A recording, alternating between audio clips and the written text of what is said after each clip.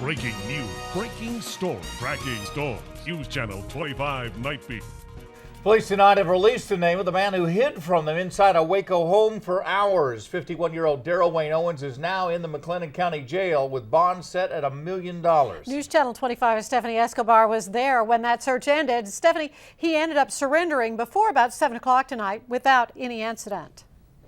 And Waco police say he had barricaded himself in the attic for hours. And when they eventually talked to him, they took him into custody. Police surrounded a home in the 1800 block of Columbia Street after they weren't able to arrest Daryl Wayne Owens.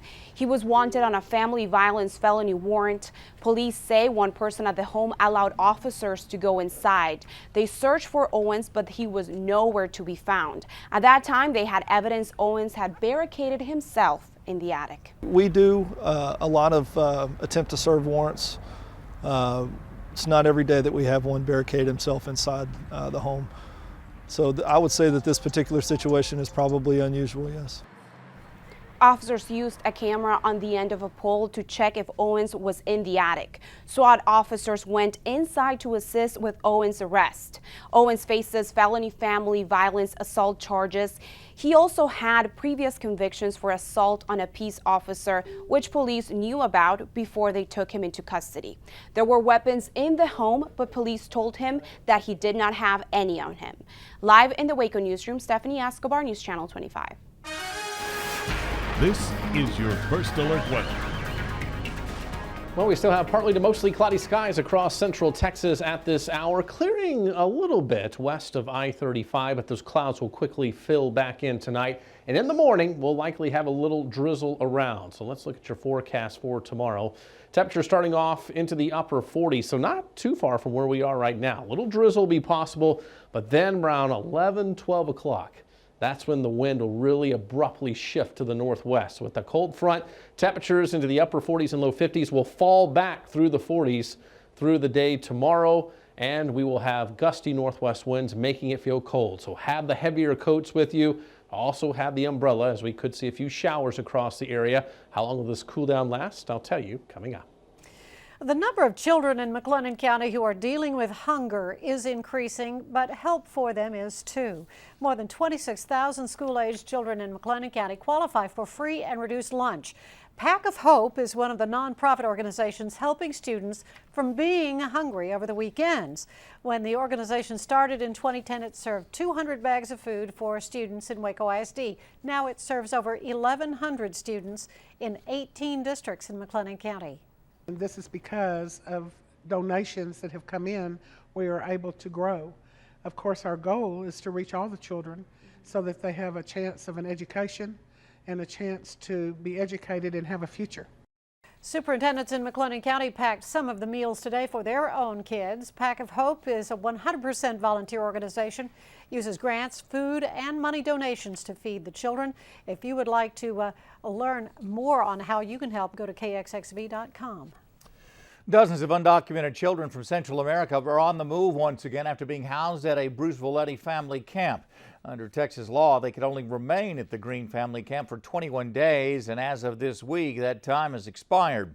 Officials with the U.S. Department of Health and Human Services tell us as some of those children have been transferred to new facilities across the nation, and the rest have been reunited with family members living here. And once the children are released to a family, they have to wait for their immigration proceedings to begin. Texas Senator John Cornyn is speaking out after some startling immigration numbers were released. The report from the Department of Homeland Security says nearly 500,000 people who came to the country legally are now illegal. They've overstayed their visas. While much of our concern about illegal immigration is focused on our southern border, my state, 1,200 miles of common border with Mexico, the truth is there are literally millions of people who come into the country legally, and after having complied with the legal requirements to get here, they illegally overstay their visa. Cornyn says the public has lost confidence in the immigration system, and he blames President Obama, saying right now all they see are acts of defiance on the part of the president, appearing to wave the law out of existence. To read the entire report that was released, visit our website, KXXV.com. No charges will be filed against a Waco police officer who shot a man on Halloween night. A grand jury found that Sergeant Scott Holt was forced into a life-or-death situation by the armed suspect. Investigators say October 31st, 25-year-old Robert Colton Golson was threatening people at an apartment complex on North 19th Street. When first responders arrived, he moved aggressively toward them despite orders to put down the gun. Sergeant Holt shot him. Now, Golson was taken to the hospital with non-life-threatening injuries. He is now in the McLennan County Jail facing 2 aggravated assault charges. More charges will be filed against 2 South Texas men who pled guilty to federal drug charges. Luis Reyna and David Rodriguez were indicted today by the McLennan County Grand Jury. Now, last April, they were arrested near I-35 at New Road in Waco on a traffic stop. And state troopers found nearly 7 pounds of methamphetamine and 8 pounds of heroin in their cars, worth $2 million. And the 2 got nearly 15 and 10 years respectively. The DA's office wanted state charges too. Now the 2 men both face additional time, up to life in prison and a $250,000 fine. On the crime beat tonight, a string of burglaries leads police to arrest a Bell County man. Investigators say Shannon Scott Halterman and another person broke into a home in a storage building. He's accused of taking a chainsaw and other tools from one person and then trying to sell them to a Bell County woman. She refused, and a month later, Halterman allegedly broke into her home and stole some items, including 2 firearms and an electric guitar. The person police say is Halterman's partner in crime was caught on camera trying to pawn those stolen items on multiple occasions. A Killeen woman is attacked after getting a protective order against her suspected assailant. The victim told police that Joram Delane kicked her door in, then pinned her down and choked her. After the attack, he took her cell phone and held her captive. It wasn't until a second beating inside her garage that help came. A neighbor heard the woman's screams. They saw Delane choking the woman, and they stopped him. A bizarre crash today when a fire truck smashes into a fast food restaurant. Take a look at this wreck in Farmersville near Dallas.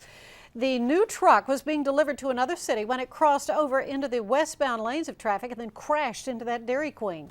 3 people were injured. All are expected to be okay. Officials are still looking into the cause of the crash. Now, the truck was being driven by a worker from the Denton Service Center where that fire truck had been serviced. The 70-year-old Houston Cantina owner who operated an upstairs brothel as part of an international sex trafficking ring got a life sentence today. Hortensia Medelas rented out 17 rooms for sex with women and teens smuggled into the U.S. A dozen of those victims testified against her in the 10-day trial. Prosecutors said in a year and a half, those rooms were rented out more than 60,000 times. And Hortensia personally earned more than $20,000 a week for the operation. Federal agents say at least 40 others have been convicted in that case. The rules of engagement for troops in Afghanistan have changed, shaking up the fight against ISIS. And at least 20 people are dead after yesterday's terror attack at a university in Pakistan. And get ready for some wind tomorrow, and it's going to be a cold wind as well. We'll discuss the details right after this. Week and the First Alert 25 weather app. If you don't have it downloaded, shame on you. You need to get that downloaded now. Get that app on your phone because this is an hour-by-hour forecast. It'll tell you when the showers are, when the wind is really going to start blowing, how the temperatures will start to fall. All of it right there on your fingertips, and you can set it for your exact location. So if you've been, should I do it? Yeah, tomorrow's the day to do it. That's right. Yeah. How can you get by without it? I know. I know what he said. Yeah. Listen to him. Yes. The Taliban claims responsibility for the deaths of nearly 24 on a university campus. And the military has a new authority to go after ISIS terrorists in Afghanistan. The U.S. military has expanded the ways to fight ISIS in Afghanistan. The Pentagon says U.S. forces can now pursue ISIS in that war-torn country. They didn't have that legal authority before. Under previous rules, the military could only go after the terror group's elements that posed a threat to U.S. forces in the area or served as part of a bigger counterterrorism mission. But now American forces can go on the offensive and actively go after ISIS members as a threat to the United States. Federal investigators are looking to see if a university professor in Ohio has any connection to ISIS. The FBI confirmed it is investigating this man, Julio Pino. Pino is an associate professor of history at Kent State University. Now, he's denied any involvement with ISIS. The FBI has not released any details on their investigation or what sparked it. He teaches 2 classes that focus on Latin America. He's been on the FBI's radar since 2014. Well, some factions of the Pakistani Taliban are claiming responsibility for last night's terror attack at a university that killed 20 people. Explosions and gunfire erupted on the campus of the university in Charsada near the border with Afghanistan. Security forces killed 4 of the attackers, but they admit they don't know if there were any additional ones among the dead. They did warn that recovery operations were ongoing. The death toll could rise. About 3,000 students attend that university. The acting Secretary of the Army paid soldiers a visit at Fort Hood today. The Honorable Patrick J. Murphy and his staff visited the post to meet with soldiers, installation leaders, and leaders from surrounding Central Texas communities to try to get an insight into the needs of the troops. He spoke to soldiers during a class offered by the Family Advocacy Program, and he learned military programs and services offered to soldiers on the installation. He even participated in physical readiness training with the soldiers from the 720th Military Police Company. The first ever hybrid solar and wind energy contract is giving the Army's energy needs a much needed boost. Awarded last week to Fort Hood, the project could save up to $168 million in energy costs in the coming decades on post. The FBI is admitting 1 more American may be held in Iran. Plus, the Senate voted to block a bill aimed at helping Syrian refugees. Well, 5 Americans being held in Iran were freed this week in a prisoner swap, but the FBI believes it's possible 1 more American is still in captivity. Retired FBI agent Robert Levinson vanished in Iran 9 years ago. And the State Department had previously stated he was likely being held somewhere in Southwest Asia if he's even still alive. But now FBI investigators say it's possible he's been in Iran all along. Iran says it has nothing to do with Levinson's disappearance, which his family does not believe. Today, the Senate voted to block the Syrian refugee bill. It was voted down 55 to 43, failing to make the 60 votes required to pass it. It's a measure that would have required every single person from Syria or Iraq, and even those refugees who have visited those countries in the past 5 years, to be verified by the FBI, Homeland Security, and Director of National Intelligence. Before the vote fell short, Senate Minority Leader Harry Reid said he wants Donald Trump's proposal to ban Muslims from entering the U.S. temporarily debated on the Senate floor. This bill is just another step in the absolute wrong direction, the direction of Don Trump. Democrats are committed to opposing the hateful views of Trump and his Republican enablers. Trump has led the charge against the Obama administration, claiming the refugee program could potentially be a safe haven for terrorists.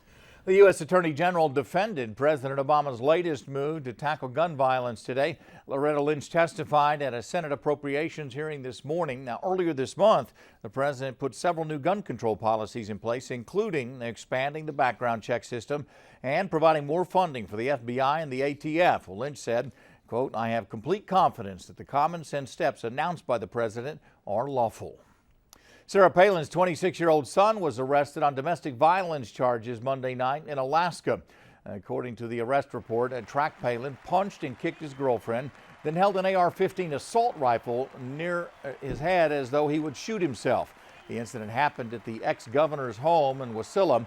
Palin was charged with a domestic violence assault on a female, interfering with a report of domestic violence, and possession of a weapon while intoxicated. All those are Class A misdemeanors. His mother blamed the incident on PTSD and said, "We need a president who's better for veterans." So when my own son is going through what he goes through coming back, I can certainly relate with other families who kind of feel these ramifications of some PTSD. And it makes me realize more than ever, it is now or never, for the sake of America's finest, that we have that commander-in-chief who will respect them and honor them. Well, news of the arrest emerged yesterday as former vice presidential candidate Palin endorsed Republican presidential candidate Donald Trump in Iowa. The driver accused of plowing her car into pedestrians on the Las Vegas Strip is facing a new round of criminal charges. Lakeisha Holloway was originally charged with murder and child endangerment. for killing one woman and wounding over 30 others. Well, today she was also charged with attempted murder and battery for each person who was injured. Prosecutors say she jumped the curb and intentionally ran down pedestrians last month. Holloway could spend the rest of her life in jail if convicted on all 71 charges. Former Baylor wide receiver Josh Gordon could be making his return to the NFL. Plus, it was a double overtime thriller at the Farrell Center tonight. And could the Bears get their 5th straight win? Tim has the answer next. And finally tonight, it's been a decade since Pluto lost its status as the 9th planet in our solar system. Now scientists believe they found a replacement. Researchers at the California Institute of Technology have found evidence in the outer solar system of an object that could be a real 9th planet. Caltech says it has a mass about 10 times that of Earth, and it orbits about 20 times farther from the sun than Neptune. That means it would take between 10 and 20,000 years to make just one full orbit around the sun. That is a long day. Would be. Yeah. 10, 20 All right. years. 7-day forecast.